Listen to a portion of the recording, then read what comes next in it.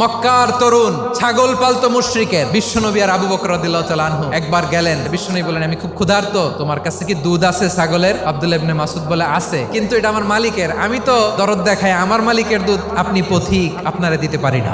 বিশ্বনবী এইটা শুনেই তারা টার্গেট করে ফেলছে। বিশ্বনবী বলেন, আচ্ছা ঠিক আছে, দুধ দিও না, কিন্তু এমন ছাগি আছে কিনা যেই ছাগির সাথে কোনো ছাগলের মিলন হয় নাই, তার ওলানে দুধও আসে নাই, বাচ্চাও নাই, এরকম ছাগির থেকে যদি আমি দুধ খাই তাহলে তো সমস্যা নাই। বলতেছে, এরকম ছাগির থেকে দুধ খাইলে সমস্যা নাই, কারণ এরকম ছাগি ওলান থেকে দুধ আসবেও না। বলতেছে, ঠিক আছে, এরকম একটা ছাগি নিয়ে আসা হলো। বিশ্বনবী বিসমিল্লাহ বলে ওই ছাগির ওলানে হাত দিলেন। হাত দিতে দেরি পুরো ওলানটা দুধে ভরে যেতে দেরি হয় না।